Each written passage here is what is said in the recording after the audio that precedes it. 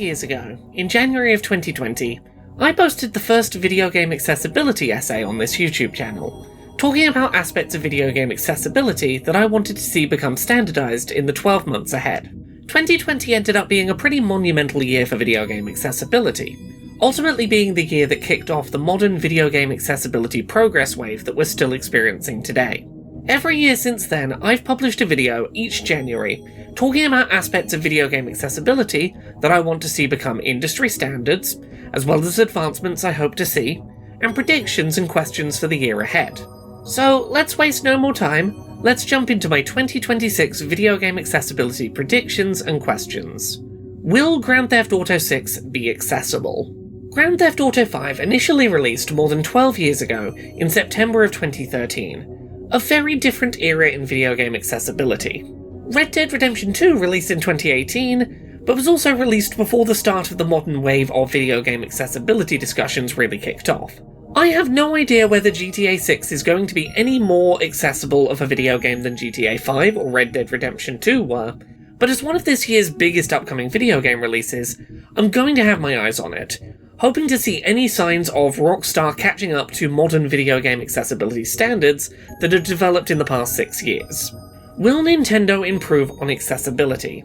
In late 2025, we saw the release of Kirby Air Riders, a Nintendo-published game with a dedicated accessibility menu and a number of solid accessibility tweaks and options available for disabled players.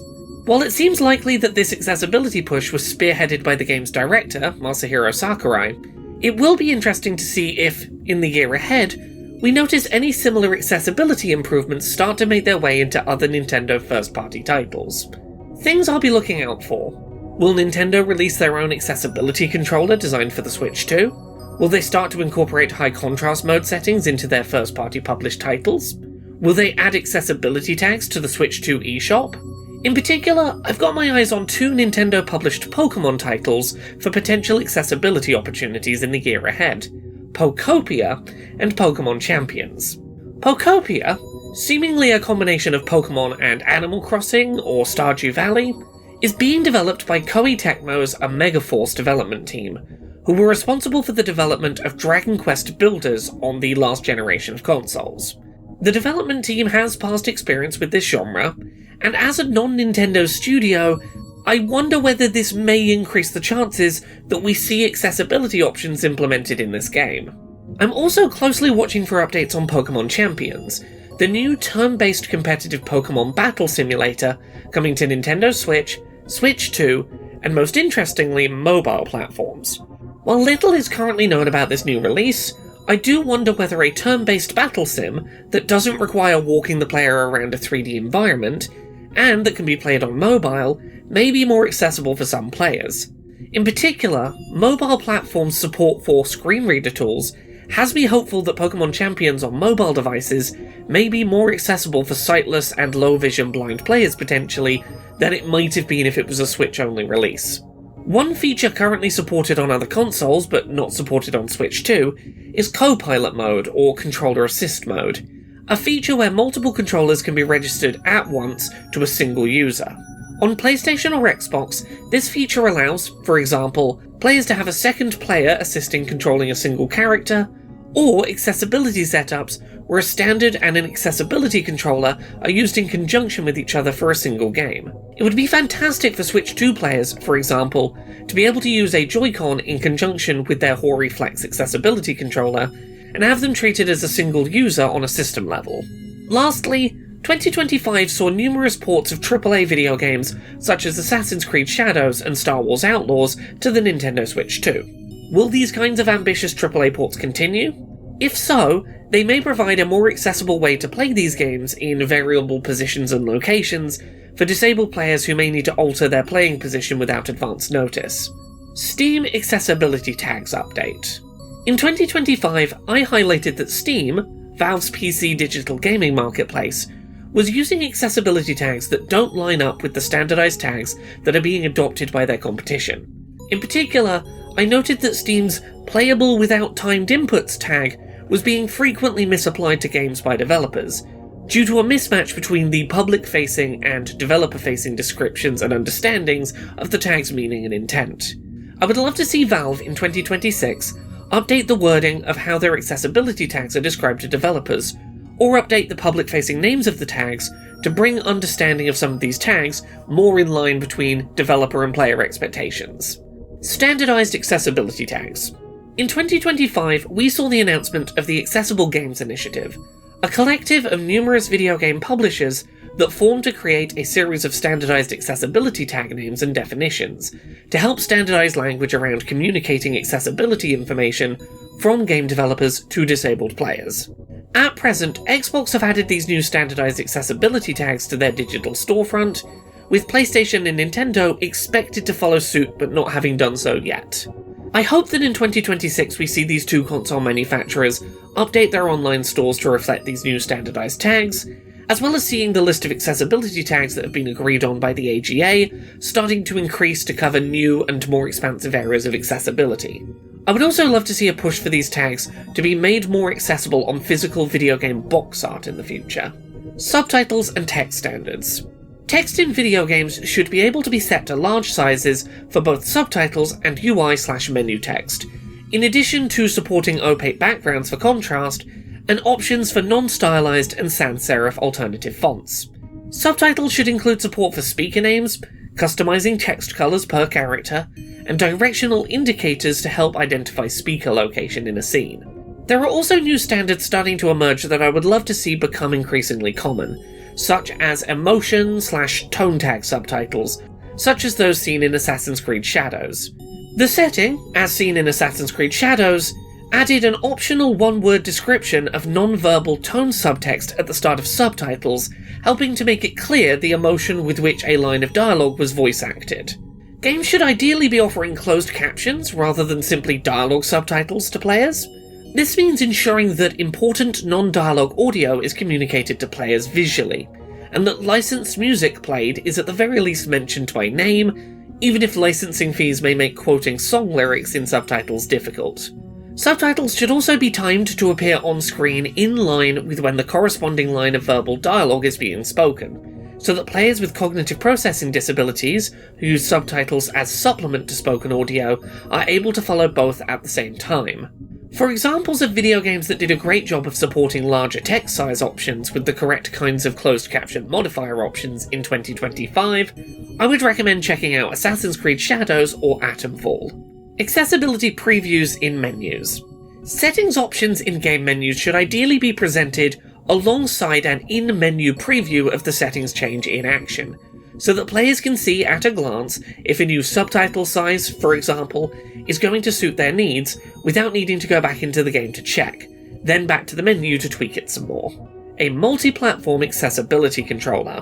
I would love to see the release of an accessibility controller that could be used across multiple different home consoles, helping to avoid disabled players needing to purchase multiple different expensive accessibility controllers and then go through the effort of switching between different complex setups if they wish to play games across multiple systems.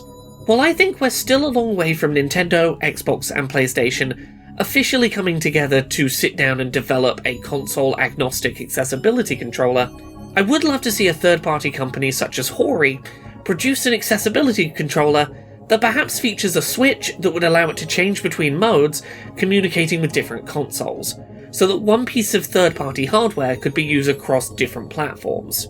While it's fantastic that we live in a world where all three major home video game consoles support at least one accessibility controller option, I still think that there is room for the industry to improve more here.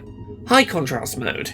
Initially popularised by PlayStation with the release of The Last of Us Part 2 back in 2020, high contrast mode visuals highlight important interactable elements in games with easy-to-identify block colours, often also muting backgrounds to a desaturated grey, to make gameplay-critical elements easier to see and process. Over the past 6 years, high contrast mode has steadily become far more common industry-wide, with most major game publishers now having at least one of their releases feature support for this setting. 2025 saw EA Sports FC support high contrast mode in online competitive gameplay. While this shouldn't be a huge deal, multiple online competitive video games that support high contrast mode still limit the feature to being used in offline single-player gameplay, as seen with Call of Duty not supporting high contrast mode outside of story campaigns. I would love to see high contrast modes in games continue their march towards standardization in 2026, with a particular desire to see Nintendo start offering the feature in their games, and multiplayer online titles start to be more confident in allowing the use of high contrast mode when playing against other ranked online players. Accessibility settings announcements. While we have seen increasing numbers of games released by companies such as PlayStation Studios, detailing their accessibility settings ahead of a game's release, and providing early review copies to accessibility-focused critics for pre-launch reviews, accessibility settings reveals are still often being treated by major video game studios and publishers the same way as other hype-building marketing reveals, doled out by PR close to release, long after they've been locked in by development teams. Accessibility setting support is not the same as other gameplay features, and shouldn't be held back by PR in the same way. Knowing what accessibility settings a game contains determines whether a disabled player is going to be able to play certain kinds of video games, and the earlier that information is known, the sooner a disabled player knows if they should get excited for a game too, or be aware that a game isn't going to be playable for them. The video game industry needs to standardize announcing accessibility settings ahead of release, and not holding that information back until the last moment before a game's on sale. Accessible packaging. One of the best things about receiving the Xbox Series X for review a few years back, for me, was seeing the steps that Xbox had taken toward making the console's packaging more accessible for disabled gamers. From large stickers on the box that featured an unsealed edge tab for more easy gripping, to a minimizing of things like twist ties used inside the box, the thoughtfulness in packaging design went a long way to making the new generation Xbox console more approachable. In 2023, the PlayStation Access controller followed a lot of the same accessible packaging standards that had been seen with the Xbox Series packaging and Xbox Adaptive Controller packaging. A great sign that both console makers clearly do understand how accessible packaging is designed, at least in theory. This kind of accessibility considerate design philosophy is important, and should really be an industry standard. We need to see Xbox and PlayStation start applying these principles outside of the narrow scope of accessibility-focused hardware packaging, and Nintendo needs to show an awareness of these packaging principles generally. Colorblind filters. I've talked on this show a lot about the fact that colorblind filters are a bit of a band-aid solution to a problem.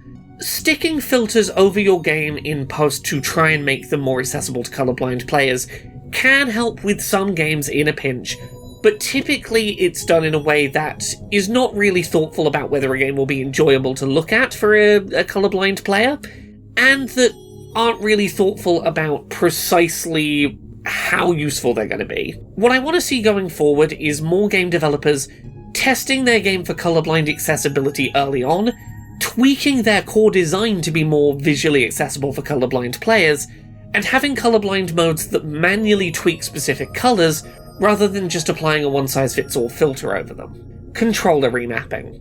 Another quick and overdue suggestion: every video game should at this point be allowing players to customize their controls and remap which buttons control which functions. We're thankfully in an age where most video game consoles have system-level button remapping, but per-game remapping options are still important for cases where a singular game requires its own unique remap to be accessible, or for players whose remapping needs vary on a game-by-game basis. Accessibility on first boot.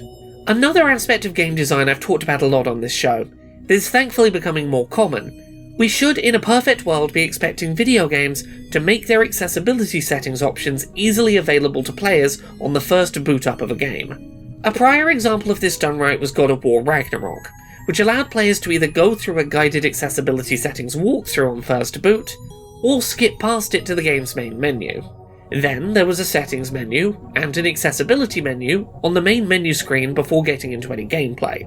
Titles where gameplay starts before you've had a chance to set up your settings are thankfully becoming fewer and further between, but this should be an expected standard at this point, and something we expect to become consistent across the industry. Accessibility presets. Continuing to discuss God of War Ragnarok as an example for a moment, another thing that game did amazingly was its implementation of degrees of preset for accessibility settings, tailored to a selection of common categories of disability. Players could easily set some or all available settings that were in-game and likely to be helpful for their category of disability to be activated with a few button clicks, avoiding a lot of digging through menus manually before getting to start the game. This kind of thoughtful grouping of settings into degrees of useful presets is the kind of streamlined onboarding that the games industry should aspire to, and something that I hope becomes more standardized in time. Audio descriptions.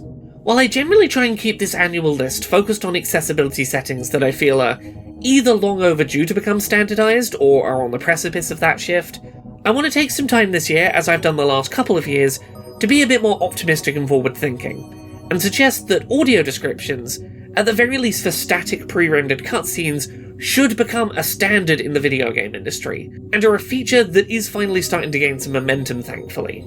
In 2026, I'd like to see a AAA studio attempt to implement audio descriptions into not only the cutscenes of their game, but also into gameplay moments to some degree. I recognise that interactive moments in video games are less predictable, and as such they are harder to set up audio description timings for, but given that we know how to use invisible trigger points in games at unavoidable locations to activate conversations between characters, we should in theory be able to use the same sorts of techniques to play audio descriptions during gameplay at points where we know that no other audio is likely to play, and where the player's location and current actions are a known quantity. Audio descriptions are more difficult to incorporate into gameplay in some genres compared to others, but they are starting to become more common in scenes where pacing and on-screen information are predictable, and that is a really good step on the road to another future industry standard I hope we one day reach. Sightless playability. We've over the past 6 years seen a number of high-profile AAA game releases, from The Last of Us Part 2 to Forza Motorsport, making an effort to aim for sightless player playability in genres that developers had for the longest time assumed could not be made sightless player accessible. Sightless playability is in my opinion one of the most impactful accessibility hurdles that we could be tackling today as an industry, in terms of impact potential. It has the potential to truly mark a moment of growth for our medium in terms of inclusivity, and should be the goalpost we aim to see our industry strive toward. Audio descriptions are amazing, but they're going to need to come alongside navigation tools for sightless players to truly unlock their full potential. Also, I just want to throw in here, Brock the Investigator, I found out last year, that is a game that is playable by sightless blind players. The physical release of that game had Braille on the box to have the name of the game tactile in Braille. It was properly raised Braille. I would love to see that become more standardized. The idea that if a game is going to be playable by sightless blind players, that the physical edition be identifiable via Braille, so that if someone has a physical game collection, they know which game they're getting out of their collection. Little touches like this, I think, would be really wonderful to see, not just as standalone one-off examples. And there we have it, 2026. We got a big year ahead of us, and I'm sure there's going to be a whole lot of accessibility developments that I haven't talked about here, or that I haven't foreseen. But right now, at the start of the year, a lot of these are the same things I've been banging the drum about for a while, and I would love to see some of these new things starting to come to light in the months ahead. Thank you so much to this month's Patreon backers, who help make this show possible. You can support the show and everything I do at patreon.com/LauraKBuzz.